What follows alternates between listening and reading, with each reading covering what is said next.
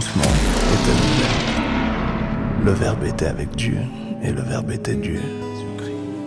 Quel est cet amour? Quel est cet amour? Quel est cet amour? Quel est cet amour? Oh, quel est cet amour? Quel est cet amour?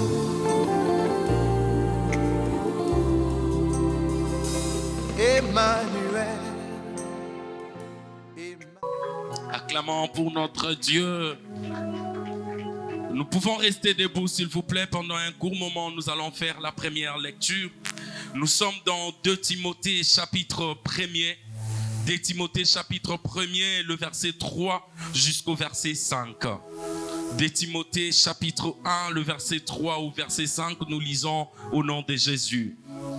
Il est écrit: je rends grâce à Dieu que mes ancêtres ont servi. J'aimerais, s'il y a moyen de souligner, vous allez souligner ancêtre, le terme ancêtre. Je rends grâce à Dieu que mes ancêtres ont servi et que je sers avec une conscience pure de ce que je me souviens continuellement de toi dans mes prières. Mais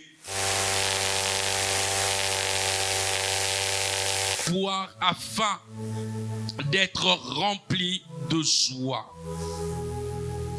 Verset 5. Gardons le souvenir de la foi sincère qui est en toi, qui habita d'abord dans ton aïeul Loïs et dans ta mère Eunice, et qui, j'en suis persuadé, habite aussi en toi. Amen. Nous pouvons nous asseoir, que le Seigneur vous bénisse abondamment. Alléluia. Que Dieu soit loué. Je bénis le Seigneur en ce jour pour votre présence en ce lieu. Alléluia. Plusieurs sont restés à la maison en train de dormir. D'autres sont partis faire du footing ce matin. Mais vous avez choisi de venir écouter la parole de Dieu. Que le Seigneur vous en soit reconnaissant. Amen.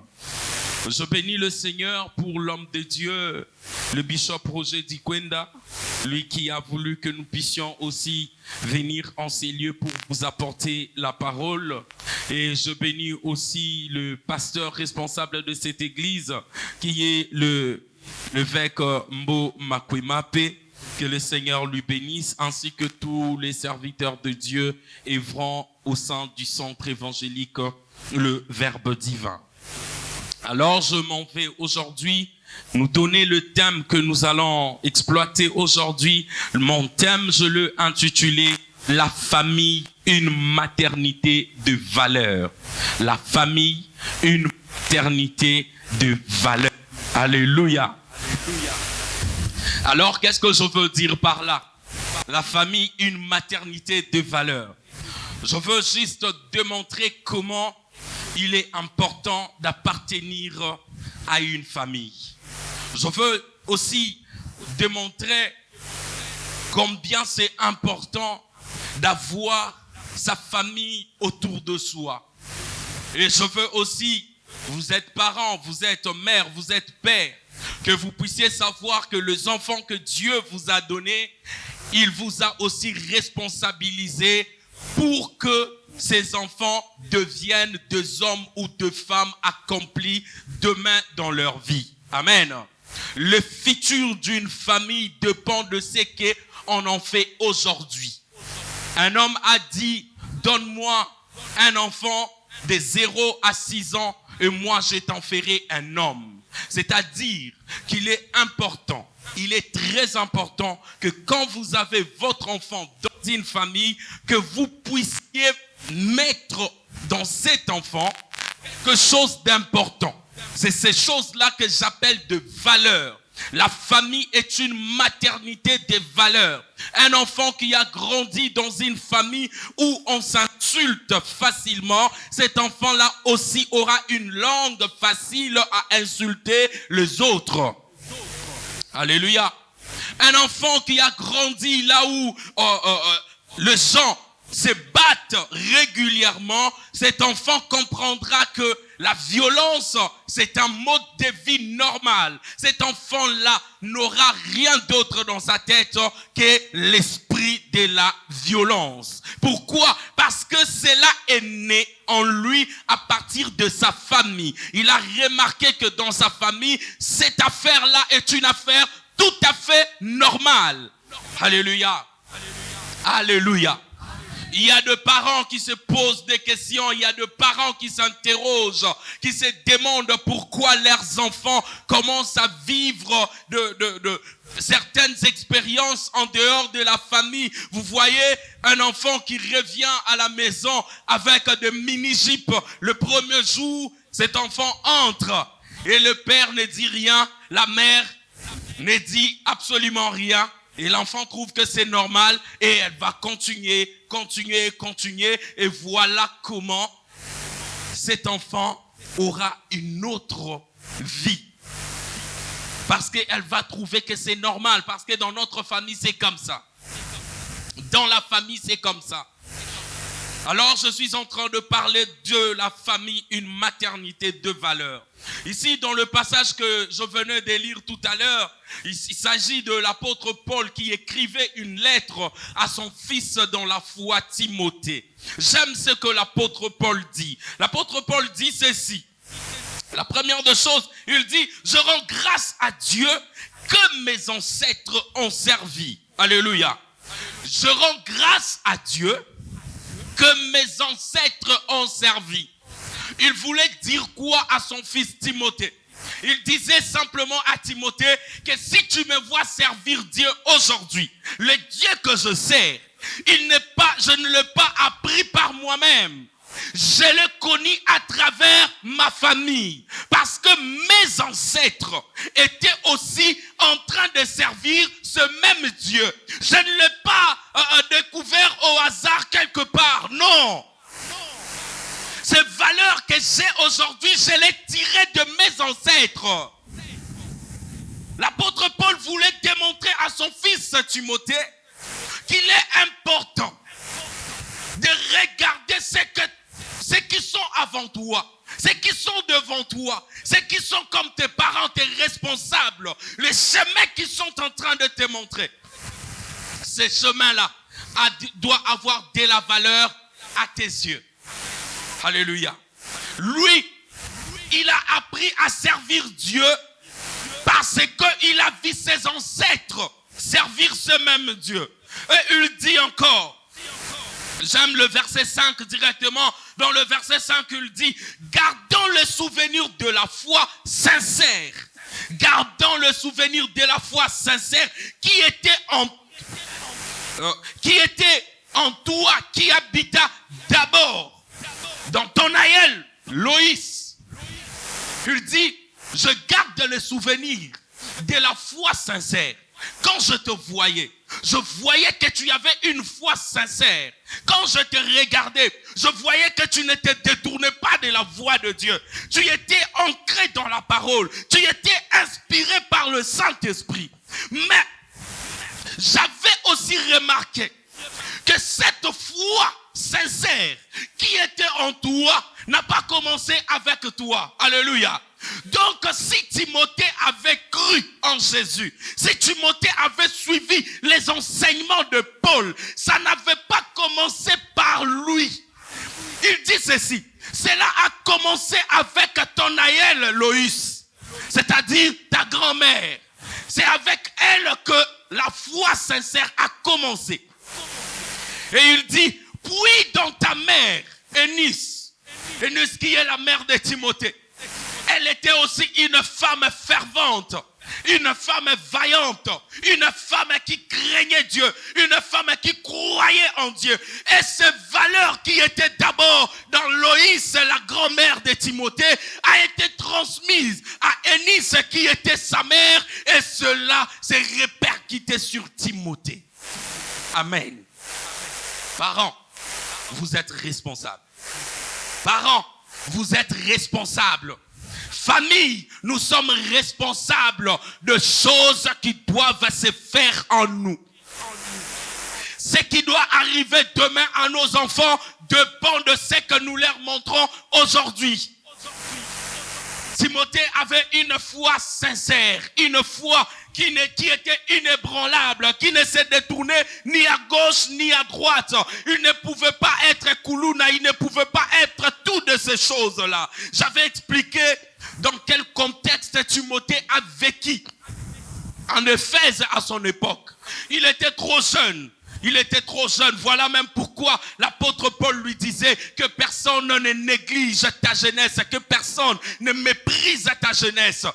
Pourquoi? À l'époque de Timothée, les jeunes se livraient à la prostitution pour aller donner des offrandes à la construction d'un grand temple qu'on construisait pour une déesse, la déesse Diane, la déesse de l'amour. Alléluia. Alors, les jeunes faisaient de la prostitution. Les jeunes se livraient à du n'importe quoi. Mais Timothée, à cette époque-là, qui représentait un tableau noir, lui, il pouvait être une petite tache blanche sur un tableau tout à fait noir. Mais cela ne venait pas seulement de Timothée. Cela, il est tiré de sa famille. Alléluia. C'était très important. L'éducation de sa mère, ce que lui montrait sa grand-mère, c'était très important. Il l'a mené sur la voie de l'Éternel. Il lui montrait comment marcher avec le Christ. Aujourd'hui, nous avons des parents qui disent à leurs enfants, fais ce que je t'ai dit et ne suis pas ce que moi je fais. C'est-à-dire qu'un père qui se lève de bon matin, il dit à son enfant, tu ne dois pas fumer du cigarette, mais lui-même lui donne l'argent et lui dit, va m'acheter du cigarette et puis va payer ça.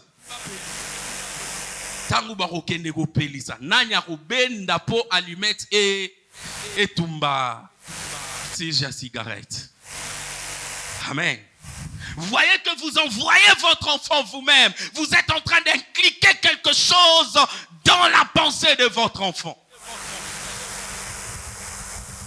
Là où c'était censé être une maternité de beaucoup de valeurs, c'est devenu un endroit où on apprend des anti-valeurs. Quand votre enfant peut sortir dans la rue et vous voit en train de marcher avec de kamouké soukali, et puis vous dites quoi? Votre enfant vous a vu. Et vous commencez à coopérer avec l'enfant. Ne dis rien à maman. Je vais t'acheter ceci. Je veux t'acheter cela. Alléluia. Vous avez détruit l'éducation de votre enfant.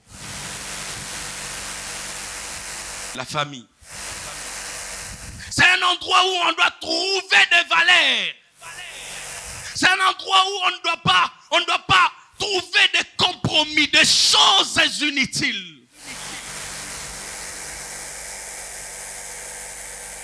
Alors, qu'est-ce que ça veut dire d'abord famille? Ça, c'est dans mon premier point. Je vais expliquer quelques termes qui constituent notre terme, puis nous allons avancer. Que veut dire famille? La famille, comme on le disait à l'école primaire, la famille se compose du père, de la mère et des enfants. Alléluia. Mais ici, je dirais ceci. C'est un ensemble de personnes ayant le lien de parenté par le sang ou par alliance. Ensemble de personnes ayant le lien de parenté par le sang ou par alliance. Pourquoi je préfère cette définition? Je préfère cette définition pour vous dire que votre famille, ce n'est pas seulement la personne avec laquelle vous partagez le même sang. Mais il y a aussi des personnes avec lesquelles vous êtes unis seulement par alliance. Une personne que vous avez rencontrée dans la rue et vous vous dites, cette personne a beaucoup souffert, je veux le mettre chez moi. À partir de ces moments-là, cette personne fait partie de votre famille. Alléluia. Cette personne fait partie de votre famille. Tante, votre petit frère est mort et vous avez pris son enfant, vous avez mis dans votre maison, vous commencez à l'élever. Cet enfant-là fait partie de votre famille. Votre famille, ce ne sont pas seulement vos enfants. les enfants qui sont venus de vos entrailles. Non, mais c'est toute personne qui est liée à vous. Cette personne-là devient directement, automatiquement membre de votre famille. Toute personne qui est sous votre tutelle, cette personne-là devient automatiquement membre de votre famille. Quand on parle de la famille, je ne parle pas seulement de vos propres enfants, vos enfants que vous avez engendrés dans vos entrailles, non, mais je parle de toute personne qui dépend de vous, toute personne qui habite chez vous. Vous avez une obligation sur cette personne-là. Vous avez l'obligation de faire naître beaucoup de bonnes choses dans cette personne. Parce que si cette personne-là qui habite chez vous, qui n'est pas votre enfant, qui est peut-être un enfant du quartier, mais qui habite chez vous, si demain il gagnait sa vie, il dira c'est grâce à telle personne que je bénéficiais de cette éducation. Alléluia. Voilà pourquoi Genèse chapitre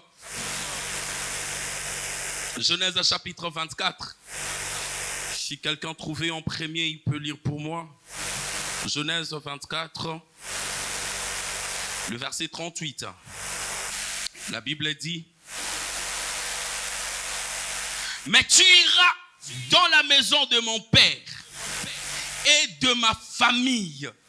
Prendre une femme pour mon fils. Alléluia. Ici, Abraham est en train d'envoyer son serviteur pour aller chercher une femme pour son fils. Et il dit à son serviteur: ne prends pas pour femme à mon fils une fille parmi les filles du Cananéen qui nous entourent. Non, ces gens-là n'ont pas une bonne éducation.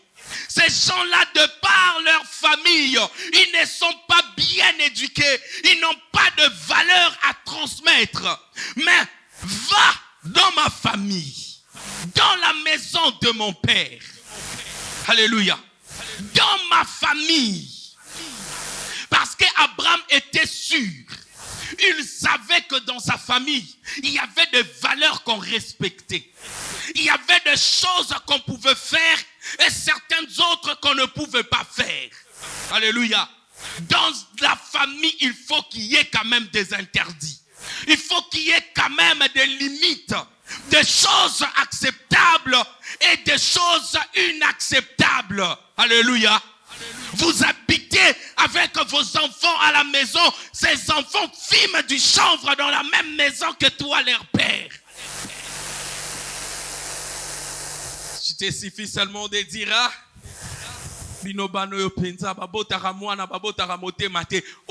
c'est toi qui es à la base de ces histoires-là. Amen.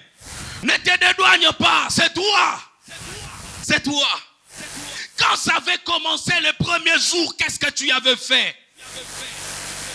Abraham dit: ne choisis pas pour femme à mon enfant entre les filles de Cana. Non. Ces filles-là n'ont pas de bonne éducation. Rentre sous moi, dans ma famille. Alléluia.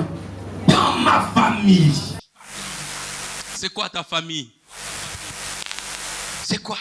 Comment se présente ta famille? Comment vous vivez dans votre maison? Est-ce que c'est une maison recommandable? Il y a une jeune fille là-bas. Non? Vous savez ce que les gens disent? Ah, bazala kitoko mais ngokebala kunate. Ba parana bango nanu bango moko. Ba bunda kami kolonyonso. Quelle éducation bana bakozwa? Ne partez pas là-bas. On ne décourage pas les gens de venir fréquenter votre maison. Parce que peut-être que vous ne savez pas préparer. Non, vous préparez bien. Mais l'éducation n'est pas bonne. L'éducation n'est pas bonne.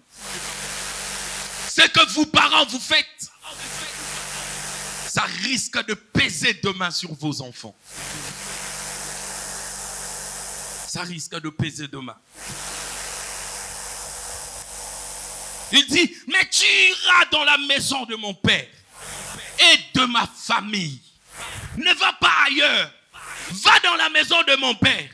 Si dans la maison de mon père tu ne trouves personne, trouve quand même quelques membres de ma famille et choisis là une femme pour mon enfant. Trouve quelqu'un de ma famille. La famille, un ensemble de personnes ayant le lien de parenté, par le sang ou par alliance. Amen.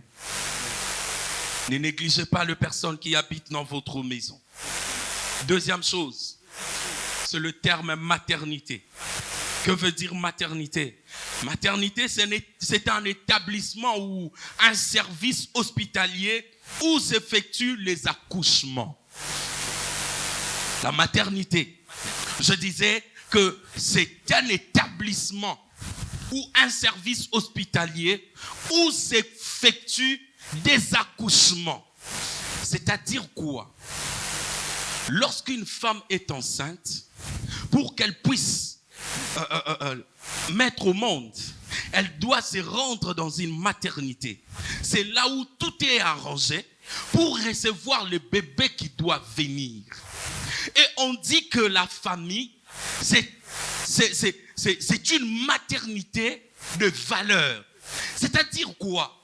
C'est-à-dire que lorsqu'un enfant est né dans une famille, cette famille-là est préparée. Il y a tout est mis en ordre pour que les personnes qui naissent dans cette famille puissent recevoir des valeurs, puissent recevoir des choses qui vont les équiper pour aborder la vie future.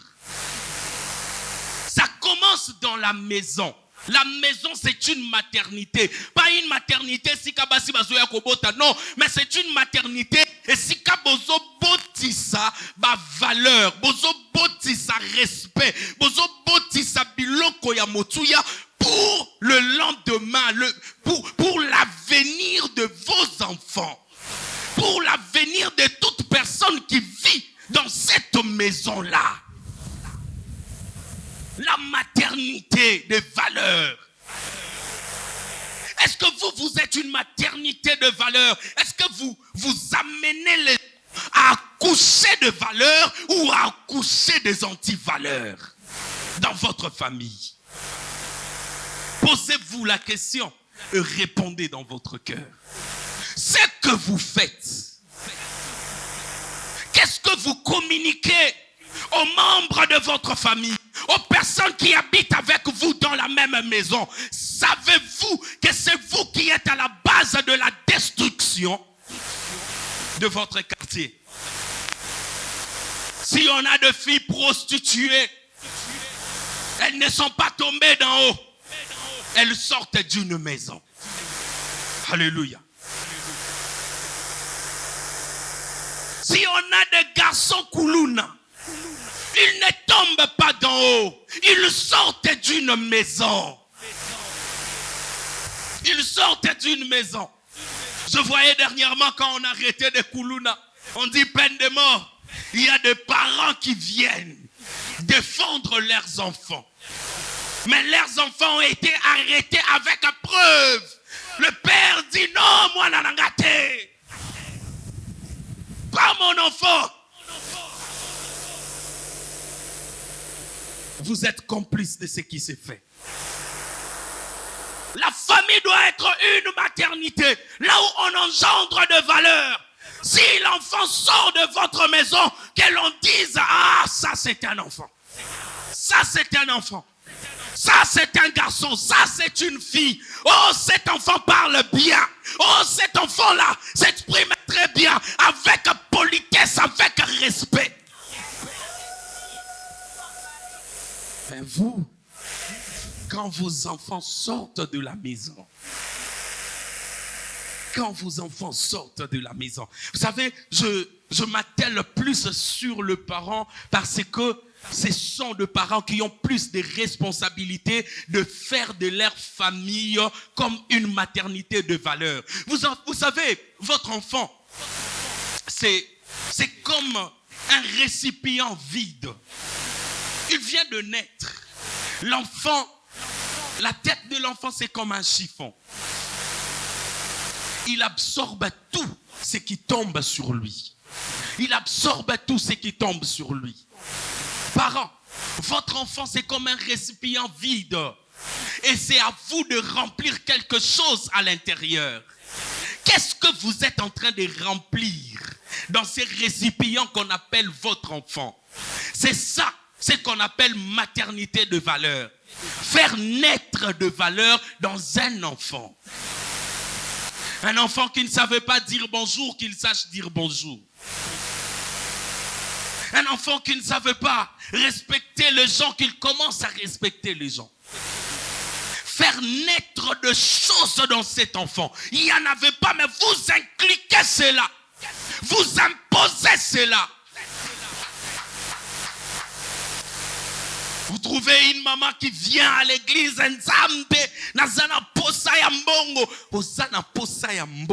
oui, mais as-tu déjà prié pour tes enfants? C'est que tes enfants font. C'est que tes enfants font. C'est compliqué. Vous pouvez vous montrer comme une personne respectueuse devant les gens. Papa wana akendaka lo sambo, maman wana azalara maman mokambi. Mais ces enfants bananaye. Et d'ailleurs quand tu parles trop du haut de la chair, on dit c'est bon banané moko. Alobi la bango. Amen. La famille, une maternité de valeurs. Que ta maison devienne là où on engendre des valeurs, pas des anti-valeurs. Mais quand je parle de valeurs, je pense à quoi? C'est quoi une valeur? Quand je parle de valeur, la valeur c'est la qualité. C'est la qualité ou la justesse d'une chose. C'est la qualité qu'on doit retrouver dans une chose ou dans une personne. La qualité, cette qualité-là, quand une personne se lève et elle commence à parler devant vous, vous jugerez cette personne premièrement à partir d'abord de la manière dont vous le voyez. Et deuxièmement, vous allez le juger à partir de son langage, de choses qu'il est en train de dire. Amen. De choses qu'il est en train de dire. Quand vous entendez parler un homme, vous vous dites, cette personne-là, c'est une personne instruite. Et cette personne-là n'est pas une personne instruite. Alléluia. Vous voyez un peu? C'est la qualité de l'homme qui ressort par sa manière d'être et par sa manière de parler. Nous découvrons la qualité. Tu es un homme de quelle qualité? Il y a des hommes de mauvaise qualité. Alléluia. Il y a des personnes de mauvaise qualité. Lui, quand il ouvre la bouche, ce ne sont pas de valeurs qui sortent. Ce ne sont pas de choses importantes qui sortent. Mais ce sont des insultes, des choses inutiles. Des choses qui n'ont pas, qui ne construisent pas les enfants, ni les hommes, ni... Il ne s'inquiète même pas que ce qu'il est en train de dire peut détruire les gens. Alléluia. Bien-aimés frères et sœurs, je suis en train de nous dire que la noblesse d'une personne, la noblesse d'un homme, nous la jugeons à partir de la qualité qui reflète cette personne-là. Même si tu vas dans un endroit, dans une famille quelconque qu'on ne te connaissait pas, le premier jour, on te reçoit avec empressement. Mais le deuxième jour, le respect qu'on va te donner va dépendre de ce que toi-même tu es en train de ressortir. Si tu ressors de banalités, de choses terre à terre, on comprendra que tu n'es pas digne du respect. Mais si tu ressors de choses importantes, de qualité, une certaine noblesse dans ta manière de parler, dans ta manière d'être, dans ta manière de faire. Et les gens vont aussi t'élever à partir de ta manière de te présenter. Comment tu te présentes devant les gens? Comme étant une citoche, une fille citoche.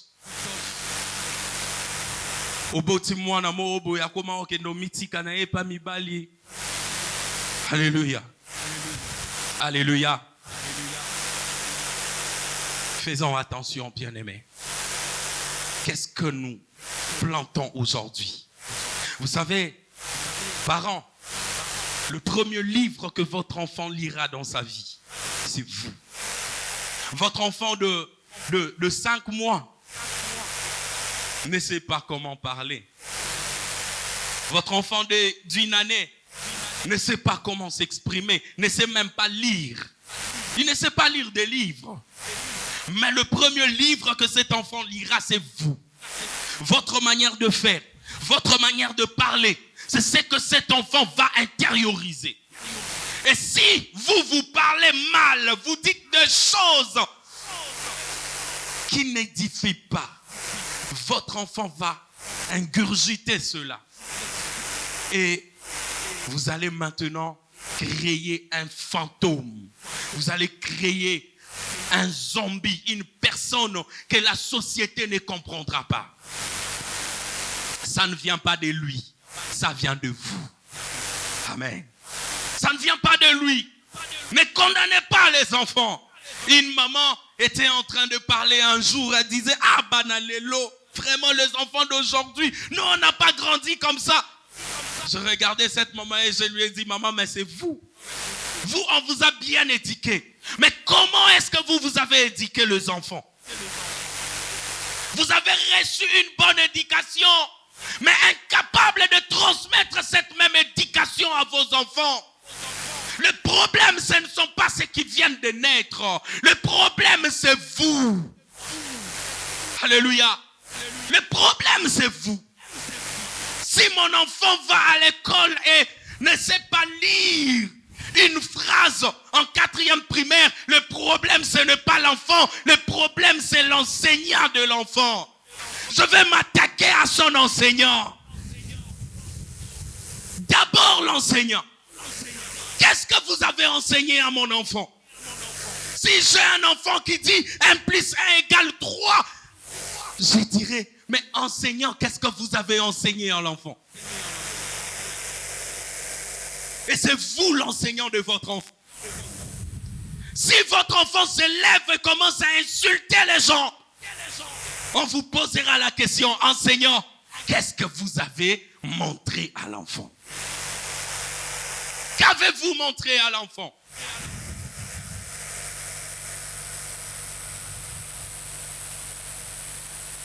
Et par rapport aux valeurs, dans 1 Samuel chapitre 17 verset 55, lorsque Saül voit le jeune David qui vient devant lui et dit, ô roi, que personne ne se décourage devant ces Philistins. David a parlé. Et dans le verset 55 de 1 Samuel 17, la Bible dit ceci.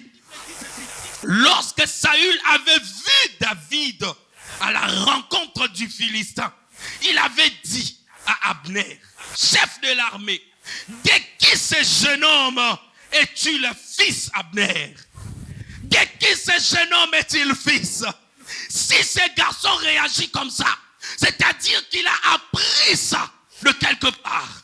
Il a appris ses valeurs, cette responsabilité. Il a appris ça quelque part. Ce n'est pas tombé du néant. Il a appris ça. Auprès d'une mère, auprès d'un père, auprès d'un grand frère. Alléluia. Alléluia. Si vous êtes aîné d'une famille, je vous dis que vous avez aussi une part de responsabilité. C'est qu'on vous a enseigné. Vous devez les transmettre à vos petits frères, à vos petites sœurs. Aînés de famille, vous avez la responsabilité. La famille doit être une maternité de valeur. Une maternité de valeur. David pouvait parler avec éloquence. Il pouvait parler avec éducation. Il dit, moi, je n'ai pas peur de ces Philistins. Je n'ai pas peur de Goliath. Je vais le frapper aujourd'hui. Et je vais couper sa tête. Saül regarde, il dit, non. Même si Bazalara n'a courage, oh, il a appris ça quelque part. Il a appris ça quelque part. Parents, qu'est-ce que vous apprenez à vos enfants? Qu'est-ce que vous apprenez à vos enfants? Dans mon deuxième point, je veux parler de quelques valeurs. Quelques valeurs qu'on doit retrouver dans une famille. Alléluia. Alléluia. Quelques valeurs qu'on doit retrouver dans une famille. La première de valeurs que la famille doit accoucher dans un enfant, qu'on doit retrouver dans le membre de cette famille. La première valeur, c'est la bonne éducation. Amen. Une bonne éducation, c'est une valeur. Un enfant bien éduqué, c'est un enfant qui sera admiré de tous. Amen. Hein? La bonne éducation. Parents, donnons une bonne éducation à nos enfants. C'est très important. Une bonne éducation. Éduquez vos enfants. Dans Proverbe dit ceci. Proverbe chapitre 22, le verset 6. La Bible dit, instruis l'enfant selon la voie qu'il doit suivre. Et quand il sera vieux, il ne s'en détournera pas. Instruis l'enfant, montre à l'enfant la voie qu'il doit suivre. C'est-à-dire, éduque l'enfant selon des choses qu'il doit faire. Quand il va grandir, il ne s'en détournera pas. Si tu apprends à ton enfant à bien s'habiller, tu lui dis, mon enfant, ma fille, on ne laisse pas son corps dehors. Ton corps n'est pas une marchandise. Alléluia. Ton corps n'est pas une marchandise. Ça ne commence pas quand l'enfant a déjà grandi. Non, ça commence quand l'enfant est petit. Quand l'enfant est petit, tu commences à mettre ces valeurs dans cet enfant. Quand toi, parent, maman, ok, Zandou, tu pars acheter un mini Jeep à ton enfant. Non, Azana au moins un mouquet. Ah, moi, la mouquet. Ce que nous avons aujourd'hui, si nous connaissons les 26 lettres de l'alphabet, nous ne l'avons pas appris à l'école secondaire. Nous l'avons appris en première primaire. Alléluia. En première primaire, j'ai appris les 26 lettres de l'alphabet et j'en garde jusqu'aujourd'hui dans ma tête. L'accoutrement de ton enfant, ce n'est pas demain que tu vas commencer à arranger ça. C'est aujourd'hui. Aujourd'hui, pour que tu ne puisses pas commencer à pleurer demain. Ah, mon enfant, comment tu portes comme ça? C'est parce que tu l'avais montré que c'était normal. C'était normal qu'elle puisse porter ça. C'est pas lui le problème. C'est toi le problème. Une bonne éducation, ça passe aussi par des choses basiques.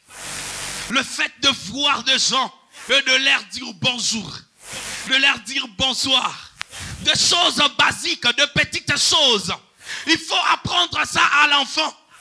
Le commencement sera difficile, mais avec le temps, l'enfant va comprendre que je dois le faire. Ça deviendra comme une routine dans sa vie. Et tu te plains aujourd'hui que moi,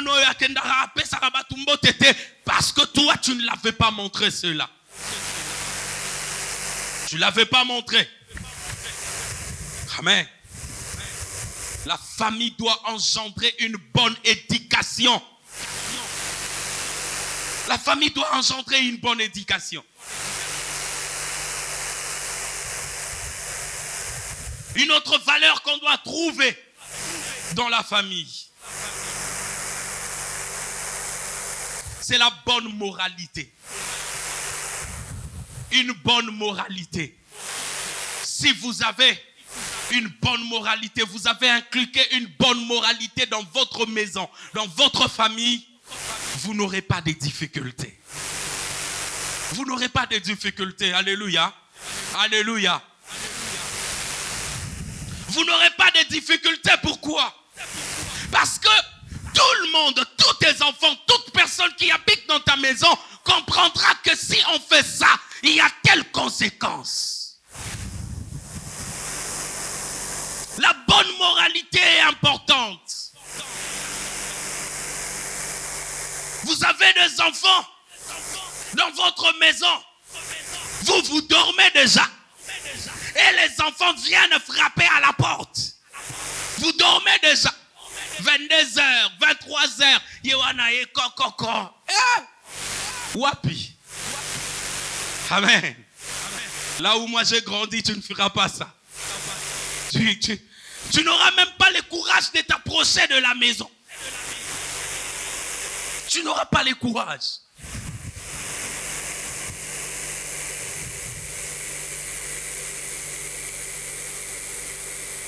On t'apprendra que tu es un enfant ce jour-là.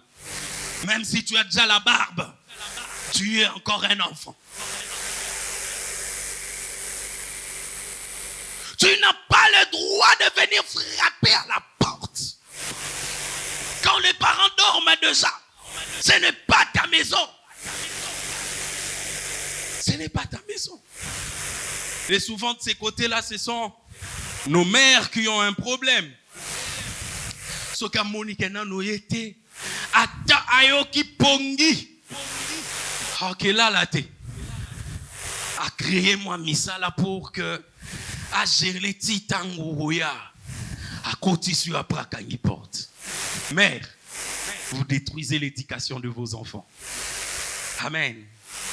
Vous détruisez l'éducation de vos enfants. Voilà pourquoi les enfants aujourd'hui, tous, nous écrivons, ah, ma mère qui m'a aimé. On dirait que ton père ne t'avait pas aimé. Il t'avait aimé.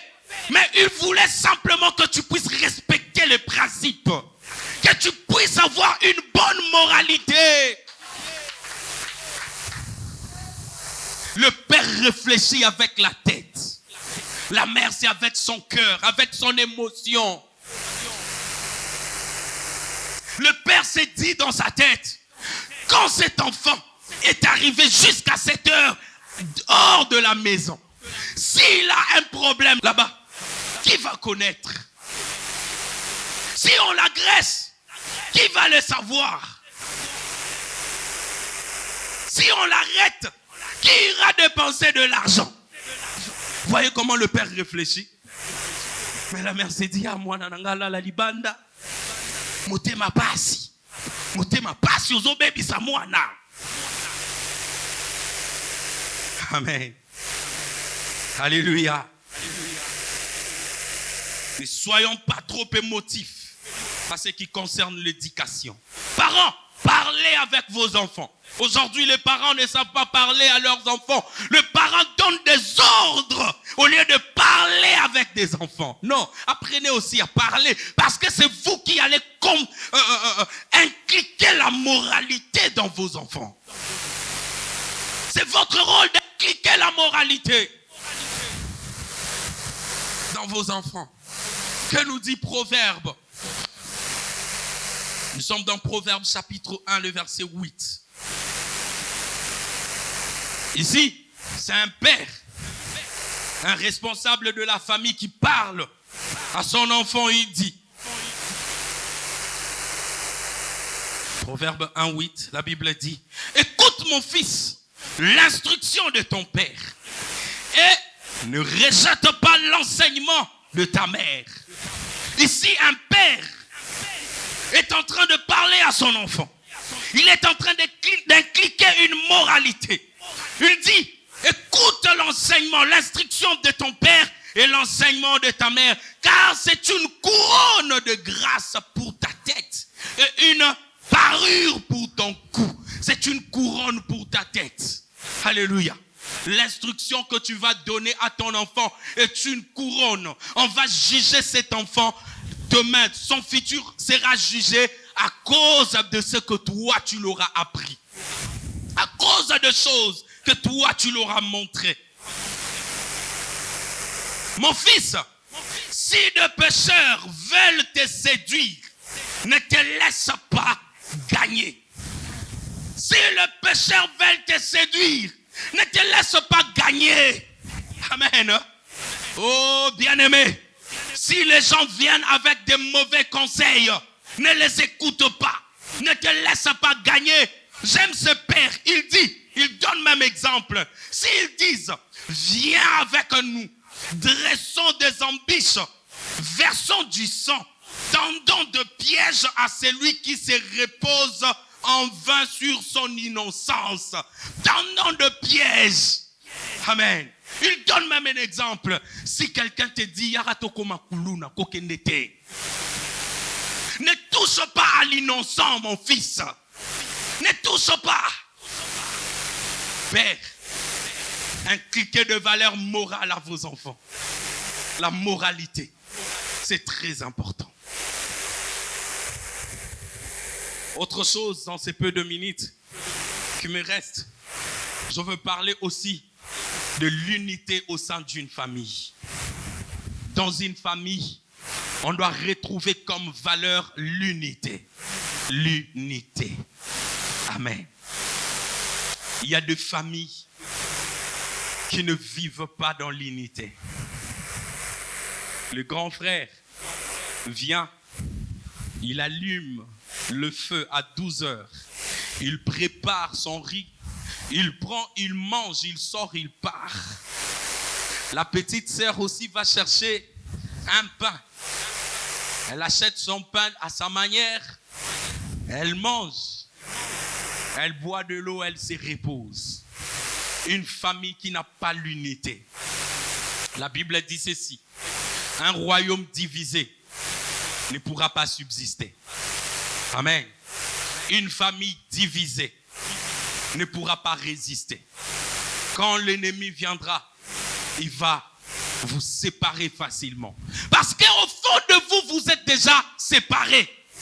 C'est dans la famille qu'on apprend le vivre ensemble. Le vivre ensemble. Nous, quand on grandissait, je ne pouvais pas manger seul. On mettait la nourriture et on mangeait ensemble, sur une même table. On mangeait ensemble. On mangeait ensemble. C'est très important. Ça renforce l'unité dans les enfants. Ça renforce l'amour parmi les enfants. L'enfant ne doit pas se dire qu'il y a non, tu n'es pas un électron libre dans cette famille. On doit être soudés. On doit s'unir. On doit marcher ensemble. Si on a des difficultés, ce sont nos difficultés à nous tous. Si on est heureux, c'est pour nous tous que toi tu es heureux. Tu ne seras pas heureux seul et tu ne souffriras pas seul. Dans une famille, on doit apprendre cela. C'est dans la famille que nous apprenons l'esprit d'équipe. Amen. C'est dans une famille que tu vas apprendre l'esprit d'équipe. Tu ne dois pas faire de choses toi-même. Vous savez, le jour que vous aurez un problème sérieux, c'est ce jour-là que vous allez savoir que vous avez une famille. Amen. Ce jour-là, vous connaîtrez que vous avez une famille. Il y a des gens qui sont tombés malades. Et on lui dit, tu dois être interné à l'hôpital, toi-même tu ne sauras pas te laver, faire quoi que ce soit. Il faut qu'il y ait un membre de ta famille. Et cette personne se retrouve qu'elle n'était pas en bon terme avec, elle n'était en bon terme avec aucune personne de sa famille. La personne n'a fini que par pleurer. Oui, ce jour-là, si tu n'es pas dans l'unité avec le membre de ta famille, tu finiras par pleurer. Vous savez, ce que j'aime aussi avec la famille, c'est que les membres de ta famille peuvent trouver que tu n'as pas raison dans cette histoire-là. Mais puisque tu es menacé, va défendre Yonan. Amen. J'ai une grande sœur. Elle, ce problème est ça. Ah oui. Elle va d'abord défendre. Amen. Elle défend d'abord. À défendre, ti. À la fin, seconda yotuno. Yo pour salaini. Amen. Oh là, tu sens que tu es dans la famille. Parce qu'on peut même te tuer. Sans que ta famille ne puisse dire quelque chose.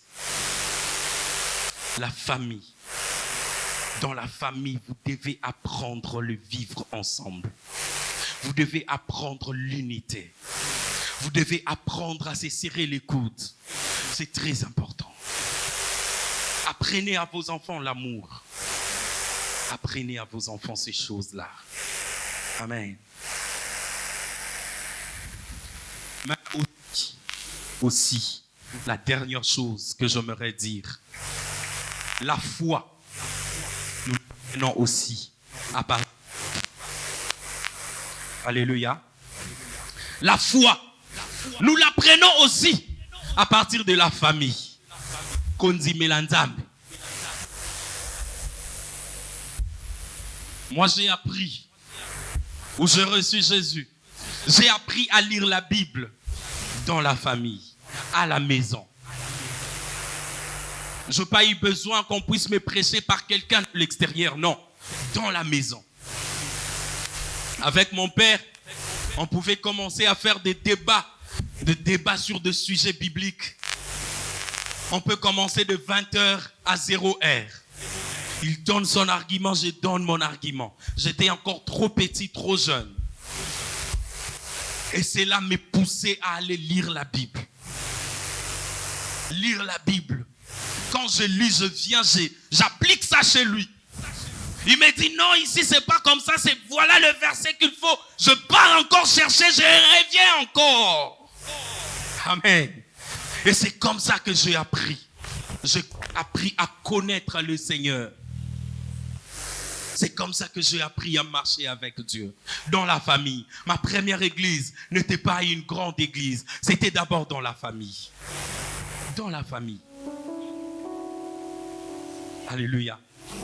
Et j'ai eu ces goûts-là dans la famille. J'ai eu le goût de suivre certains pasteurs à la télé à partir de la maison.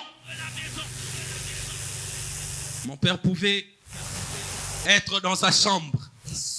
Et il sort au salon, il vient, il prend la télécommande, il vous laisse un pasteur en train de prêcher et lui il rentre dans sa chambre. Tu dois suivre. Et plus tu suis, ça crée quelque chose en toi. Amen. Quand j'étais enfant, je me disais que mon père était trop exigeant. Mais là, j'avais compris qu'il était en train de nous former. Il était en train de tracer un chemin pour nous. Parents, tracez un chemin pour vos enfants. L'apôtre Paul dit à Timothée, son fils dans la foi, il dit, cette foi qui a commencé par ton aïeul, Loïs, que j'ai vu dans ta mère, je crois que cette foi sincère se trouve aussi en toi. Timothée, tu es un enfant. Tu dois copier ce que tes parents te montrent comme foi. Parents, apprenez à vos enfants à marcher avec Jésus. Apprenez à vos enfants à suivre Jésus. Que votre maison soit une maternité de la foi sincère. Soit une maternité de l'amour. Soit une maternité de l'unité. Que votre maison soit une maternité de la bonne moralité. Et le Seigneur ne manquera pas de vous bénir. Que Dieu vous bénisse. Est-ce que nous pouvons incliner nos têtes en position de prière? Incline ta tête en position de prière. Demande à Dieu qu'il puisse te donner la capacité de bien éduquer tes enfants. Si vous êtes enfant, priez aussi pour vos parents. Peut-être que vos parents n'ont pas eu la capacité de vous montrer la voie qu'il faut. Mais priez pour eux. Que le Seigneur leur donne aussi la force de comprendre et de connaître la vérité que vous connaissez aujourd'hui. Si vous êtes parents aujourd'hui, demandez à Dieu de vous donner des capacités pour que votre maison devienne une véritable maternité de valeur. Une véritable maternité de valeur. Priez, priez. Au commencement était le Verbe. Le Verbe était avec Dieu, et le Verbe était Dieu.